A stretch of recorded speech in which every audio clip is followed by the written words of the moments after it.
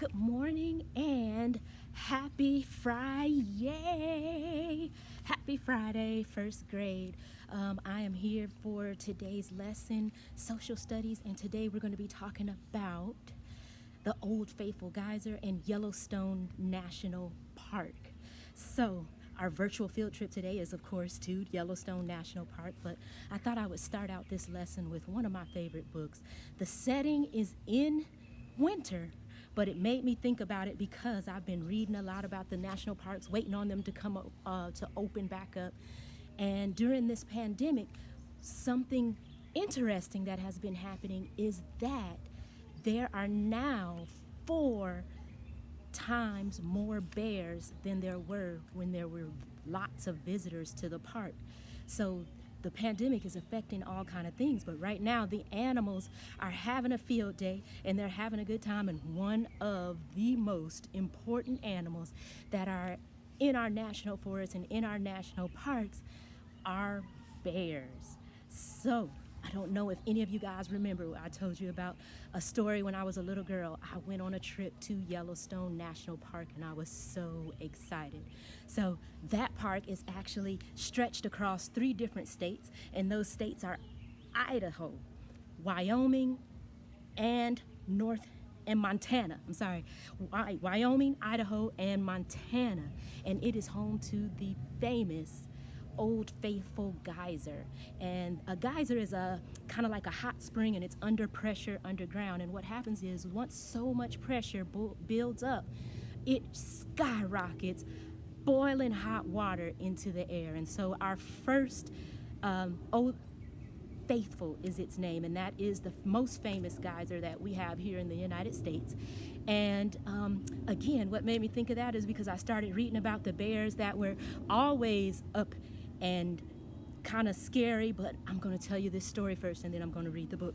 But the story is, I was a little girl and we went to Yellowstone National Park for vacation.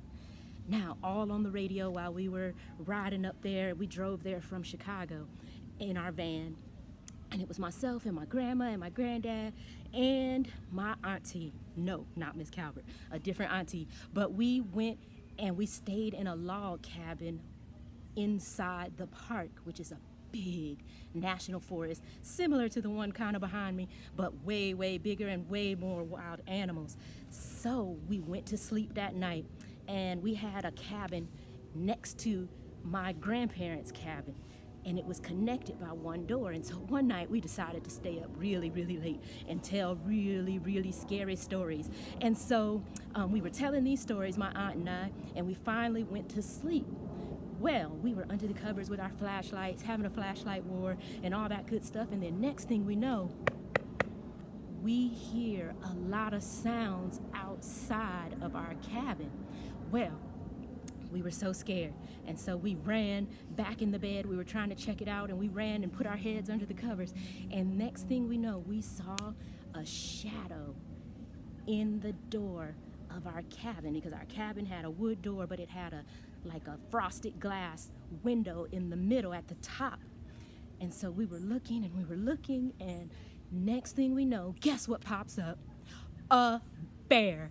And it was a big brown bear, and we were so scared. We went running to my grandparents' cabin, which was joined to ours. We were banging on the door, let us in, it's a bear.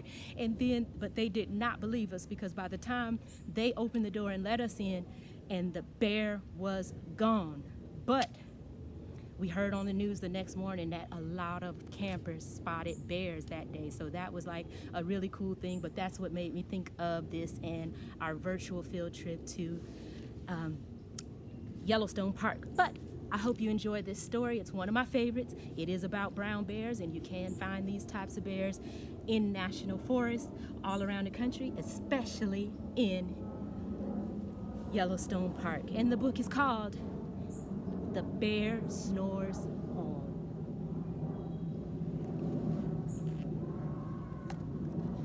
By Karma Wilson and Jane Chaplin.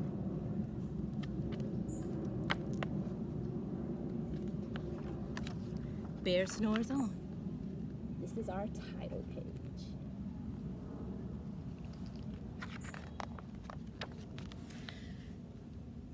In a cave in the woods, in his deep dark lair, through the long cold winter sleeps a great brown bear.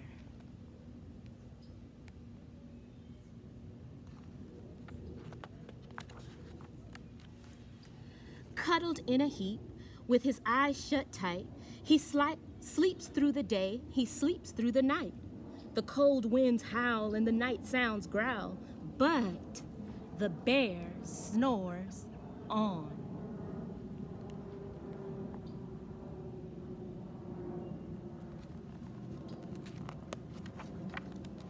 An itty-bitty mouse, pitter-pat tiptoe, crawls in the cave from the fluff cold snow. Mouse squeaks, too damp, too dank, too dark. He lights wee twigs with a small, hot spark.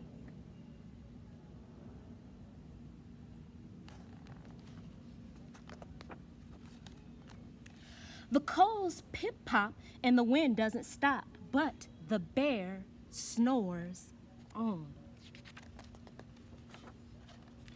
Two glowing eyes sneak peek in the den. Mouse cries, "Who's there?" And a hare pops in. "Oh, Mouse," says Hare, "long time no see." So they pop white corn and they brew black tea.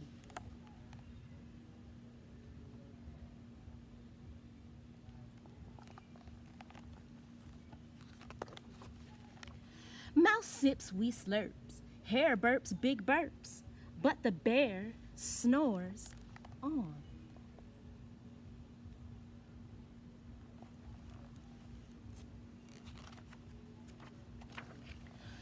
A badger scuttles by, snuffs at the air. "I smell yummy yums, perhaps we can share?" "I've brought honey nuts," Badger says with a grin.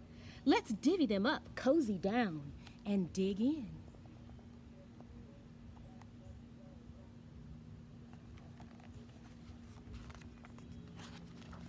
And they nibble and they munch, and they chew and they chomp, crunch, but the bear snores on.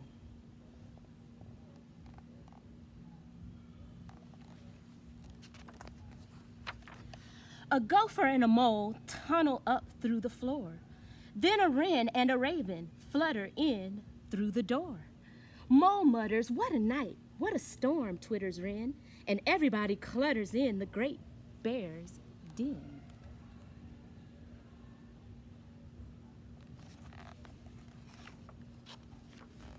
They tweet and they titter, they chat and they chitter, but the bear snores on.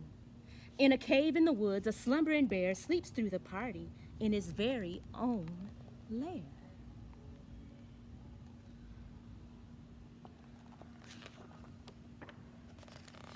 Hare stokes the fire, Mouse seasons stew. Then a small pepper fleck makes the bear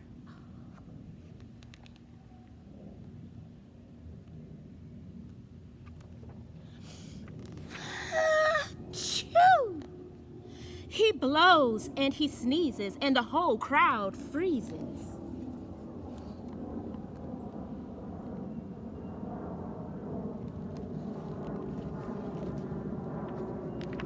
And the bear wakes up, bear gnarls and he snarls, bear roars and he rumbles, bear jumps and he stomps, bear growls and he grumbles.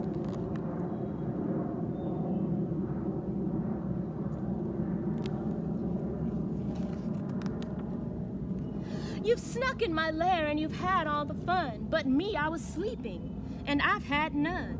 And he whimpers and he moans, he wails and he groans, and the bear blubbers on. Mouse squeaks, "Don't fret, don't fuss, look, see, we can pop more corn and we can brew more tea."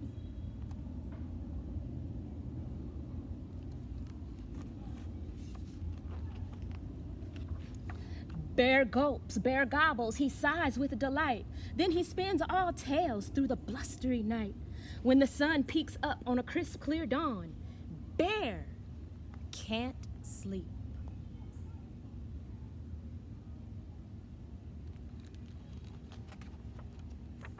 But his friends snore on.